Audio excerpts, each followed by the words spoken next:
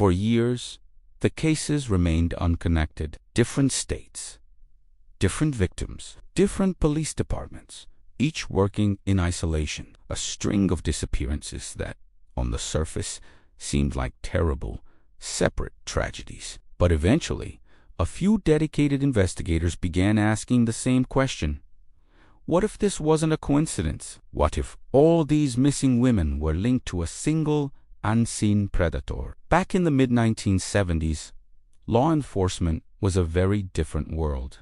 Agencies operated largely within their own jurisdictions, like islands with very few bridges connecting them. Information sharing between states was a clunky, slow process. And the kind of centralized databases we rely on today simply did not exist. Imagine trying to solve a puzzle when you only have a few pieces and no idea that other people hundreds of miles away are holding the rest. Each disappearance was handled locally. Detectives would arrive at a scene, or more often, a place where someone was last seen, and find very little to go on. There were few leads, often no clear crime scene, and no witnesses to the actual event. Without a known suspect or an obvious connection between the cases, progress was painstakingly slow. The files piled up, filled with unanswered questions and growing despair.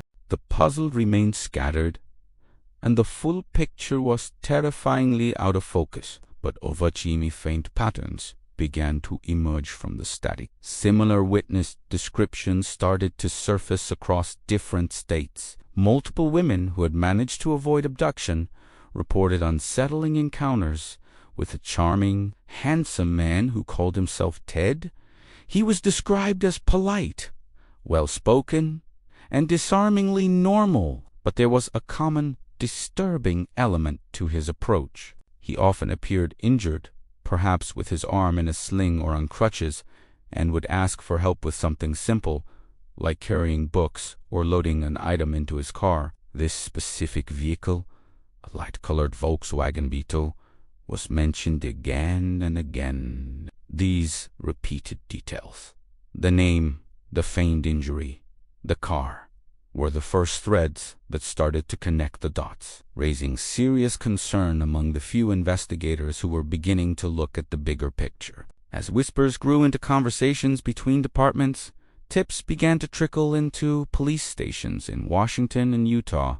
These weren't just random calls. They were from people who knew Ted Bundy personally. Friends, former classmates, and even an ex-girlfriend contacted authorities, each with a growing sense of unease. They had seen the police sketches in the news. They had heard the descriptions of the suspect, and a chilling recognition set in. One tip, in particular, stood out, coming from someone who had been in a long-term relationship with him. Bundy's name, once unknown to law enforcement, suddenly appeared on their radar, linked to the same descriptions and locations as the disappearances. At this stage, he was just a person of interest, one name among many, but he was a name that investigators couldn't ignore. The net was still wide, but it was beginning to tighten. With a name to focus on, investigators started the quiet, meticulous work of gathering circumstantial evidence. They dug into vehicle registrations,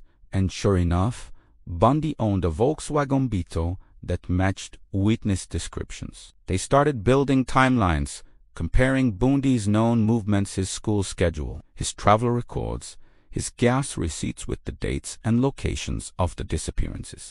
The overlaps were uncanny and deeply troubling. His movements seemed to align perfectly with several of the cases. This prompted the next step: surveillance. Law enforcement began watching him, tracking his daily routines and looking for any slip-up. They conducted interviews with Bundy, probing for inconsistencies in his stories, documenting every slight hesitation and contradiction. But Bundy was clever, and he was careful. Despite the growing mountain of coincidences, the case remained largely circumstantial. They had strong suspicions, but they lacked the one thing they desperately needed: concrete proof that would stand up in court. The major breakthrough finally came in August 1975, but not in the way anyone expected. A Utah Highway Patrol officer stopped Bundy for a routine traffic violation. When the officer searched his car,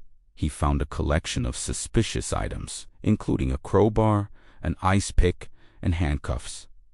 This was enough to raise alarms. Soon after, one of Bundy's earlier intended victims, a woman who had miraculously survived her kidnapping in Utah, saw his picture in the newspaper. She recognized him instantly and positively identified him in a police lineup.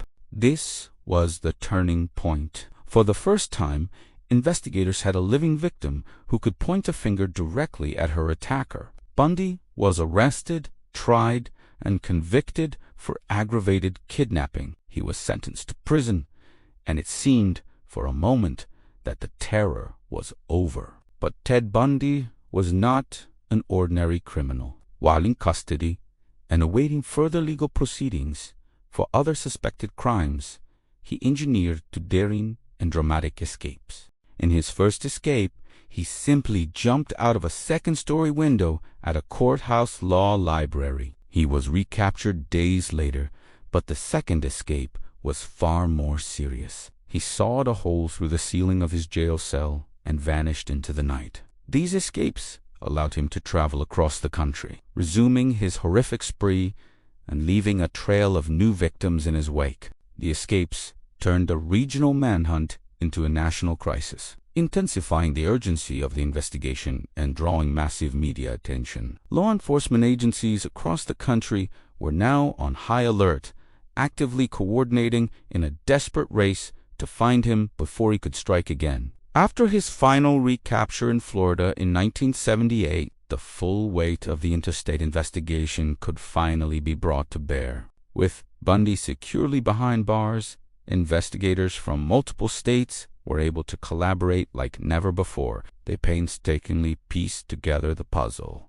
using everything they had. Witness testimony from the initial encounters was matched with evidence from the later crimes. Physical evidence found at different crime scenes, which had seemed meaningless on its own, now formed a coherent pattern when viewed together. Behavioral profilers analyzed Bundy's methods, creating a psychological blueprint that connected his actions across state lines. The fragmented cases, once seen as isolated tragedies, were finally and definitively viewed as the work of a single, prolific serial killer. What began as a collection of scattered and baffling disappearances had evolved into one of the most complex and sprawling criminal investigations in American history. It was a case that forced law enforcement to rethink how they shared information and tracked violent offenders, ultimately changing investigative practices forever. In our next episode, we will examine the trials, the confessions, and how Ted Bundy ultimately faced justice for his devastating crimes. Thank you for watching, and be sure to subscribe for the final part of our series.